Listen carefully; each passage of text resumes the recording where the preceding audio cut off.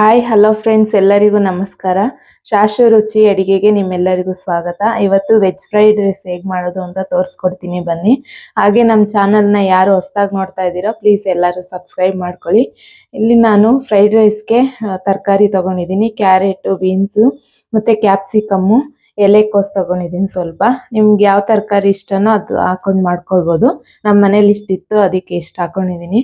ಮತ್ತು pepper powder, ಅಚ್ಕಾರದ ಪುಡಿ ಅರ್ಧ ಟೇಬಲ್ ಸ್ಪೂನು. ನಾನು ಆಲ್ರೆಡಿ ಇಲ್ಲಿ ಅನ್ನ ಮಾಡಿ ಇಟ್ಕೊಂಡಿದ್ದೀನಿ.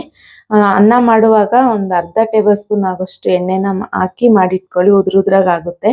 ಮತ್ತು ರುಚಿಗೆ ತಕ್ಕಷ್ಟು ಉಪ್ಪು, ಶುಂಠಿ ಬೆಳ್ಳುಳ್ಳಿ ಪೇಸ್ಟು, 2 ಮೀಡಿಯಂ ಸೈಜ್ ಈರುಳ್ಳಿನ ಉದ್ದುದಾಗಿ ಹೆಚ್ಚಿಟ್ಕೊಂಡಿದ್ದೀನಿ, 2 ಹಸಿಮೆಣಸಿನಕಾಯಿ ತಗೊಂಡಿದ್ದೀನಿ, ಕೊತ್ತಂಬರಿ. ಮೊದಲಿಗೆ ಒಂದು ಕಡಾಯಿ ಎಣ್ಣೆ ಮತ್ತೆ ಸ್ವಲ್ಪ ಸೋಯಾ ಸಾಸ್ ತಗೊಂಡಿದ್ದೀನಿ. ಇವಿಷ್ಟು ಮಾಡೋದಕ್ಕೆ ಪಾತ್ರೆ ಬಿಸಿ ಆದ್ಮೇಲೆ ಒಂದು 2 ಟೇಬಲ್ ಸ್ಪೂನ್ ಆಗೋಷ್ಟು ಆಯಿಲ್ ಹಾಕೋತಾ ಇದ್ದೀನಿ. ಆಯಿಲ್ ಚೆನ್ನಾಗಿ ಸ್ವಲ್ಪ ಬಿಸಿ ಆಗಲಿ. ಈಗ ಆಯಿಲ್ ಬಿಸಿ ಆದ್ಮೇಲೆ ತಗೊಂಡಿರೋ ಈರುಳ್ಳಿ ಹಾಕ್ತಾ ಇದ್ದೀನಿ. ನಾನಿಲ್ಲಿ 2 ಮೀಡಿಯಂ ಸೈಜ್ ಆಗೋಷ್ಟು ಈರುಳ್ಳಿನ ತಗೊಂಡಿದ್ದೀನಿ. ಇವೆಲ್ಲ ತುಂಬ ಫ್ರೈ ಮಾಡ್ಕೊಳ್ಳೋದೇನು ಬೇಡ, ಸ್ವಲ್ಪ ಕ್ರಂಚಿ ಆಗಿದ್ರೇನೆ ಫ್ರೈಡ್ ರೈಸ್ಗೆ ತುಂಬ ಚೆನ್ನಾಗಿ ಟೇಸ್ಟ್ ಇರುತ್ತೆ. 1 ನಿಮಿಷ ಇದನ್ನ ಈ ರೀತಿ ಫ್ರೈ ಮಾಡ್ಕೋಬೇಕಾಗುತ್ತೆ.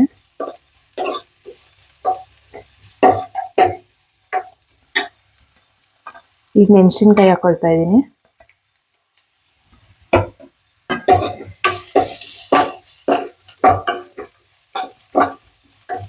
ಈಗ ಶುಂಠಿ ಬೆಳ್ಳುಳ್ಳಿ ಪೇಸ್ಟ್ ಹಾಕೋತಾ ಇದ್ದೀನಿ. ಒಂದು ಅರ್ಧ ಟೇಬಲ್ ಸ್ಪೂನ್ ಆಗೋಷ್ಟು ಹಾಕಿದ್ರೆ ಸಾಕಾಗುತ್ತೆ. ನಾನಿಲ್ಲಿ ಮಾಡ್ತಾ ಇರೋ ಕ್ವಾಂಟಿಟಿ 3 ಜನಕ್ಕೆ ಆಗೋಷ್ಟು. ಕ್ಯಾರೆಟು ಮತ್ತು ಬೀನ್ಸ್ ಎಲ್ಲ ಹಾಕೋತಾ ಇದ್ದೀನಿ, ಮತ್ತು ಎಲೆಕೋಸು ಕೂಡ ಹಾಕೋತಾ ಇದ್ದೀನಿ. ಇದನ್ನು ಕೂಡ ಸ್ವಲ್ಪ ಚೆನ್ನಾಗಿ ಈ ರೀತಿ ಫ್ರೈ ಮಾಡ್ಕೋಬೇಕಾಗುತ್ತೆ. ಒಂದು 2 ನಿಮಿಷ ಈ ತರಕಾರಿನೆಲ್ಲ ಫ್ರೈ ಮಾಡ್ಕೋಬೇಕು, ಸ್ವಲ್ಪ ಹಸಿ ವಾಸನೆ ಹೋಗೋವರೆಗೂ ಅಷ್ಟೇ.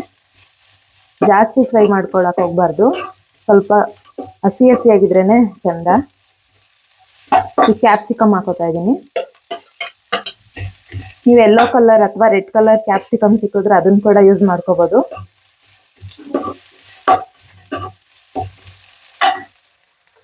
ಇದಕ್ಕೆ ಸ್ವಲ್ಪ ಉಪ್ಪು ಹಾಕೋತಾ ಇದ್ದೀನಿ. ಆಲ್ರೆಡಿ ಅನ್ನ ಮಾಡುವಾಗ ಉಪ್ಪು ಹಾಕೊಂಡಿರ್ತೀರಾ, ನೋಡ್ಕೊಂಡು ರುಚಿಗೆ ಎಷ್ಟು ಬೇಕೋ ಅಷ್ಟು ಹಾಕೊಳ್ಳಿ, ಸಾಕು. ಇವಾಗ ಒಂದು 1/4 ಟೇಬಲ್ ಸ್ಪೂನ್ ಆಗೋಷ್ಟು ಅಚ್ಕಾರದ ಪುಡಿ ಹಾಕೊಳ್ತಾ ಇದ್ದೀನಿ. ಇದು ಆಪ್ಷನಲ್ಲು. ನಿಮ್ಮ ಮನೇಲಿ ಖಾರ ಜಾಸ್ತಿ ಇಷ್ಟಪಡದೇ ಇರೋರು ಹಸಿಮೆಣಸಿನ್ಕಾಯಿ ಹಾಕಿರ್ತೀರಲ್ಲ, ಅಷ್ಟೇ ಸಾಕಾಗುತ್ತೆ. ಸ್ವಲ್ಪ ಸ್ಪೈಸಿ ಆಗಿರಬೇಕು ಅಂದರೆ ಚಿಲ್ಲಿ ಪೌಡರ್ ಆ್ಯಡ್ ಮಾಡ್ಕೊಳ್ಳಿ.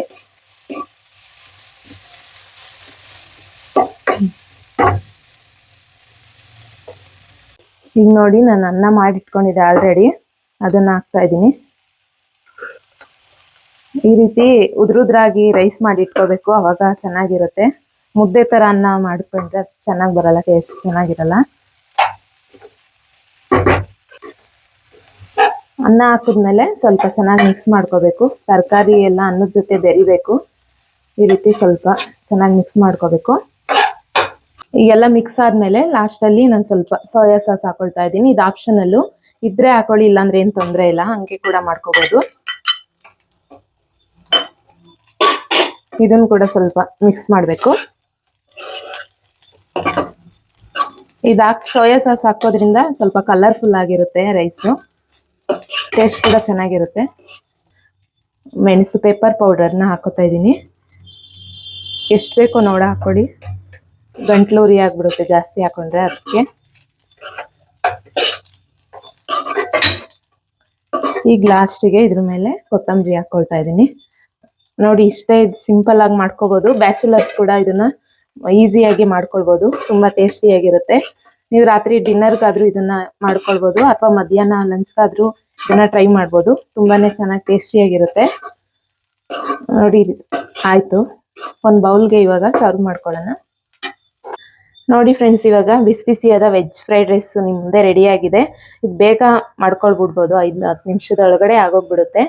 ಇದನ್ನ ನೀವು ಒಂದ್ಸಾರಿ ಮನೇಲಿ ಟ್ರೈ ಮಾಡಿ, ಹೇಗಿದೆ ಅಂತ ಕಮೆಂಟ್ ಮಾಡಿ ತಿಳಿಸಿ. ವಿಡಿಯೋ ನೋಡಿದ್ದಕ್ಕೆ ಎಲ್ಲರಿಗೂ ಧನ್ಯವಾದಗಳು.